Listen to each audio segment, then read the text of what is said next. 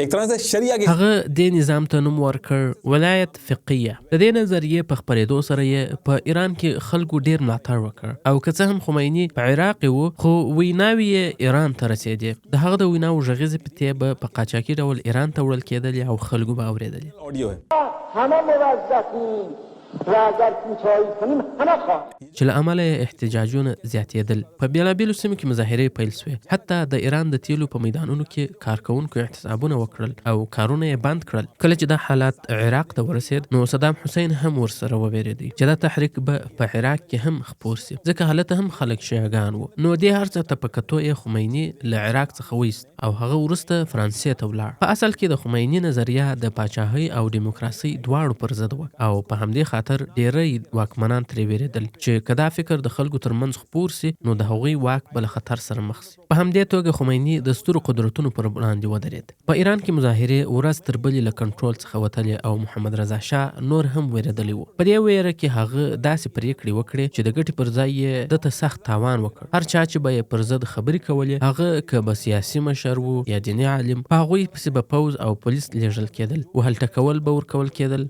او پر رسنیو هم سخت محدودیتونه ولګېدل. حتی دا هم پاچا خپل ټاکله چې په اخبارونو کې څه باید خپاره سي. د 1979 کال د اکتوبر په میاشت کې خلک څو ته راووتل او لوی لاریونونه یې پیل کړل. په دې مظاهرو کې تر ټولو زیات د پوهنتون محصلینو برخه اخیستې وه او دا عادي کوچني احتجاجونه نه وو بلکې ډیر پراخ او قوي حرکتونه وو. تر ډیرو لرې ځایونو پورې خلک راوتلي وو او د خمیني انځورونه یې له ځان سره لیږدول. په عموم کې چې کله په یو هیواد کې انقلاب راځي د هغه لاملونه مختلف وي، لکه د مالیاتو زیاتوالی یا په جګړه کې ناسمې پریکړې. خو د ایران انقلاب له دې ټولو څخه بیل و. دا انقلاب تر ډیره د امریکا پر ضد د خلکو د کرکې له احساسه راټوکېدلی و. خلکو به دا ډول پوسټرونه لګول او په بېلابېلو ځایونو کې به یې د امریکا بیرغونه سوځول. د 1980 کال د جنوري پر 6 یوه بله بحراني پیښه رامنځته شوه. پاچا په ورځپاڼو کې د آیت الله خمیني پر ضد ناسمې خبرې خپرې کړې چې له امله یې مظاهرې نورې هم تودې سوې. یوه تکراري لړۍ رامنځته شوه. خلکو به احتجاج کاوه، پاچا به پوځ او پولیس ورپسې لیږل، خلک به وهل کېدل او ځینې به وژل کېدل. بیا به د دې وژنو په سبب نور احتجاجونه کېدل او دا لړۍ هم داسې روانه وه. پاچا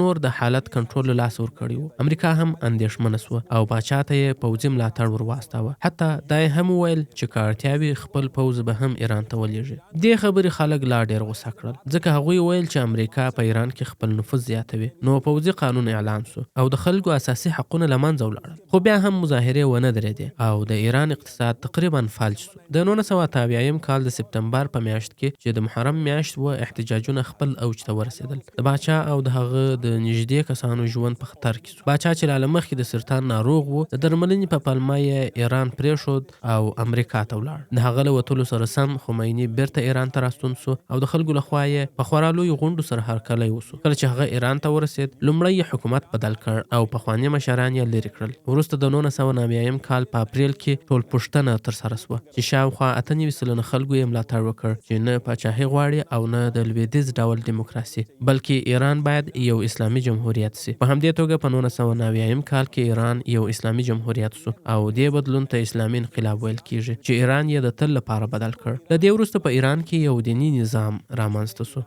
لکه څنګه چې په دیموکراسي کې خلک واکمن وي او په پاچاهي کې باچا واکمن وي، همداسې په دې نظام کې د دیني مشرانو په مټ د الله نظام واکمن وي. دیني مشران به قوانین جوړوي او وروستۍ پریکړه به د داسې کسانو لخوا کیږي چې هغوی ته ستر رهبران ویل کیږي. نو د ایران په ماډل کې یو ستر رهبر وي، هغه تر ټولو لوړ واک لري او تر هغه لاندې ولسمشر، پارلمان، ټاکنې او نور شیان وي. نو په ایران کې د اسلامي انقلاب وروسته شریعت نافذ سو او ټول واک د علماو په لاس کې و او په دې کې له پوځ څخه جلا یو اسلامي انقلابي ځواک جوړ سو چې دنده یې د دې نظام ساتنه و چې که څوک هڅه وکړي چې پوځي کودتا وکړي یا ستر رهبر لري کړي نو د هغوی دنده دا و چې مخه یې ونیسي. Supreme leader को हटाने की कोशिश करे तो इनका काम था उसको रोकना. همداسې دا سیستم تر اوسه په ایران کې شته. اوس مهال سید علي خامنه‌ای ستر رهبر و او ابراهیم رئیسی ولسمشر دی. کله چې دا ټول کارونه تر سره سول، یعنی اسلامي انقلاب بشپړ سو، نو خلک وروسته په ایران کې د امریکا د سفارت پر دروازه ور وختل او سفارت ته ورننه سول. د 1990 کال د نومبر په 4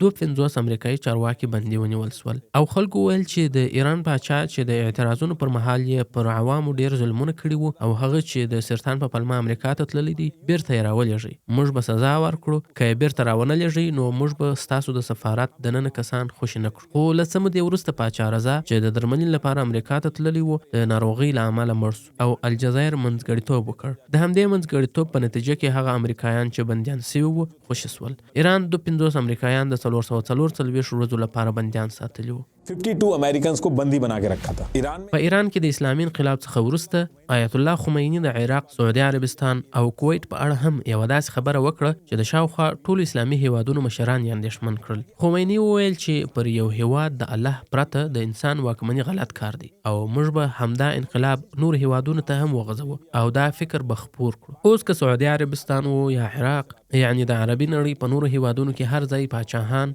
هغوی ولیدل چې په ایران کې پاچا او امریکا چې یو ستر ځواک وو هیڅ ونسو کولای. او عراق د ایران ګاونډی هم وو او له همدې نظریې څخه عراق ډیر بیریده. نو صدام حسین پر ایران د برید فکر وکړ او د دې تر شا ډیر لاملونه وو. لومړی دا چې د ایران اسلامي دولت د انقلابي ګارد ملیشو په عراق کې نفوذ کاوه. په عراق کې د پاچاهۍ پر ضد ویناوې کولې. صدام حسین په عراق کې ډیر مشهور شیعه مشران وژلي وو. د ده په اړه هم خبرې خورا ډیر سوي وې. له دې سره نور ډیر لاملونه هم وو چې عراق پر ایران برید کول غوښتل، لکه د خوزستان سیمه چې د ایران او عراق پرې شخړې وې. عراق غوښتل پرې کنټرول ترلاسه کړي ځکه هلته ډیرې سرچینې وې او له دې سره شط العرب د اوبو لار چې د دواړو هیوادونو لپاره د نفتو د صادراتو مهمه لار وه، خو ایران پر عراق فشار راوړی وو چې دا لار ورسره شریکه کړي. عراق فکر وکړ چې دا وخت چې ایران په پوځي ډول کمزوري دی باید ترې ګټه واخلي او په دې وخت کې برید کول به مناسب وي ترڅو دا بې ثباتي کنټرول کړي. خو لکه څنګه چې فکر سوی وو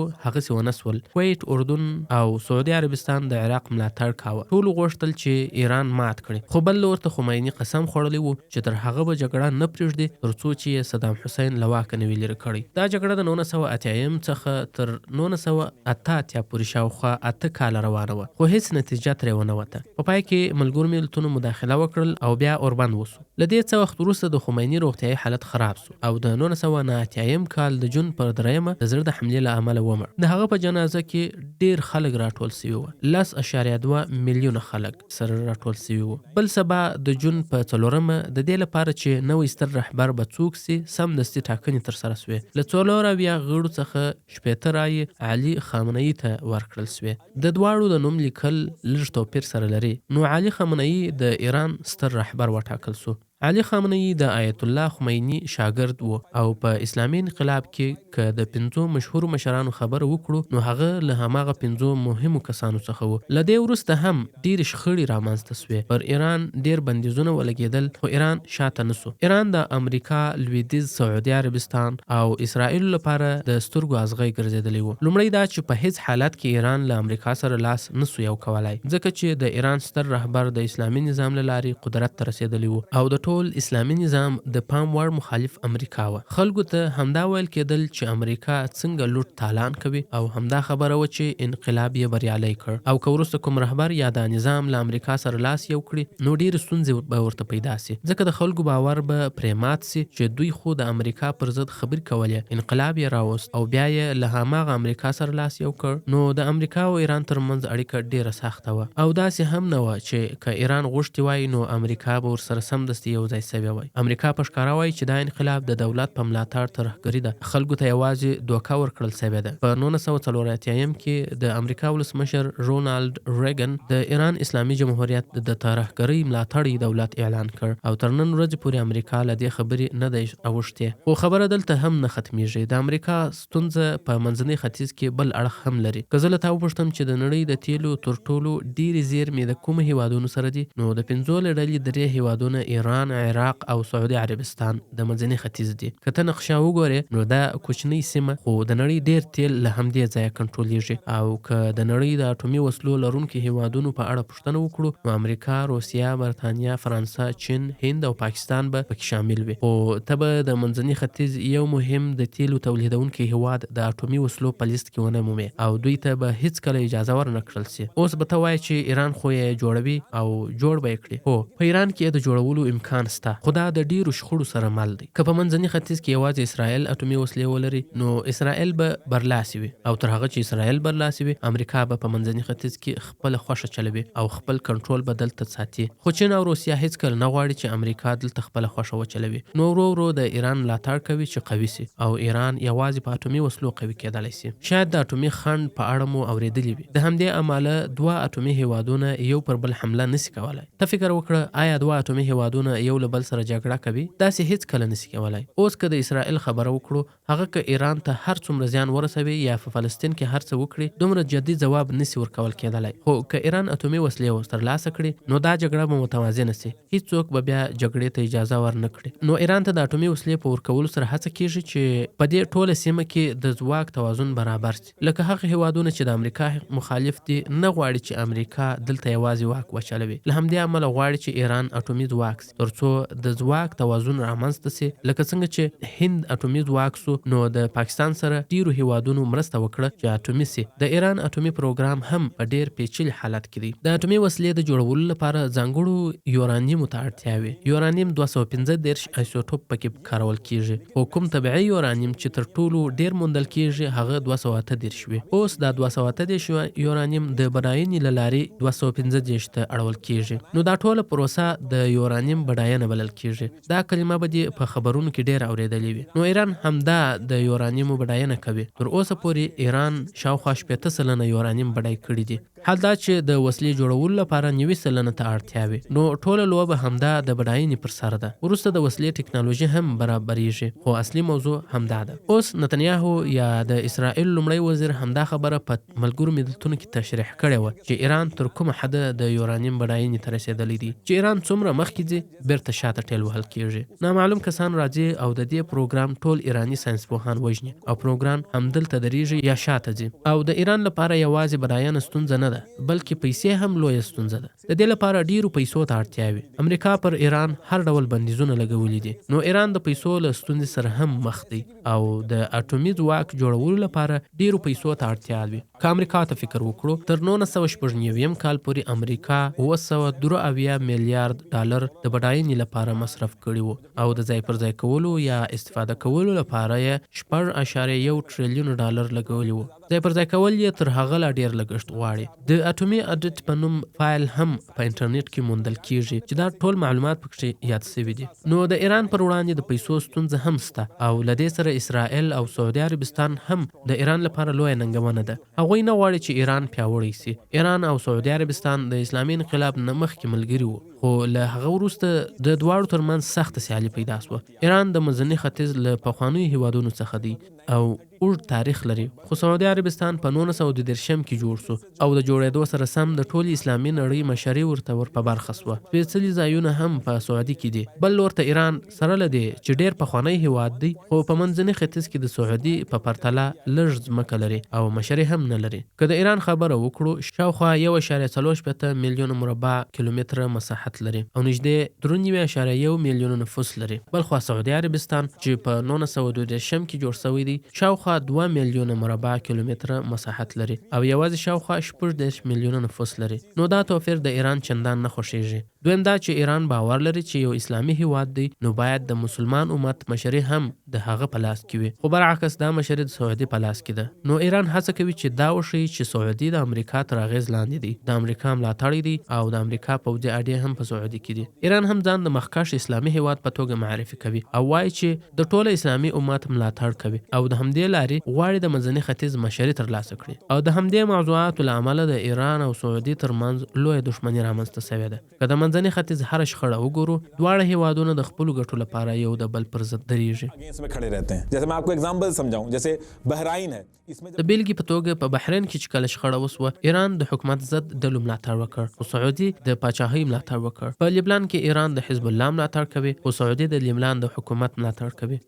वहीं सऊदी अरेबिया ने लेबनान की गवर्नमेंट को सपोर्ट किया. په یمن کې ایران د حوثیانو ملاتړ کوي او سعودي د یمن د حکومت او د سنی وګړو ملاتړ کوي. सऊदी जो है वो यमन की गवर्नमेंट को सपोर्ट करता है, सुन्नी पॉपुलेशन को सपोर्ट करता है. په 2014 کال کې په سعودي عربستان کې یو شیعه مذهبي شخصیت چې نمر النمیر نومېدی د پاچاهۍ پر ضد احتجاج وکړ او غوښتنه یې وکړه چې باید په سعودي کې انتخابات وسي او پاچاهۍ ړنګه سي. سعودي عربستان ادعا وکړه چې په دې کې د ایران لاس دی او په دې سره نمر النمیر ته د مرګ سزا واورول شوه. سعودي هیڅ ډول خطر نه پرېښودی. یوازې سعودي نه بلکې ټول اسلامي نړۍ دا ولیدل چې په ایران کې په یو کال کې دننه امریکا او پاچا د دومره قوت سره پر ګونډو سول، نو په دې خاطر هغوی هیڅ ډول خطر غټېدو ته نه پرېښودی. ایران هم خپل ډیر دریځونه بدل کړي او د ټول منځني ختیځ د مشرتابه کېدو لپاره یې بېلابېلې ستراتیژي عملي کړي دي. مثلا مخکې به یې یوازې د شیعاګانو په اړه خبره کوله، خو اوس د شیعه او سني دواړو خبرې کوي، ځکه پوه سوی چې که د شیعه او سني ترمنځ تفرقه وي نو زیان یې دته هم ورسیږي.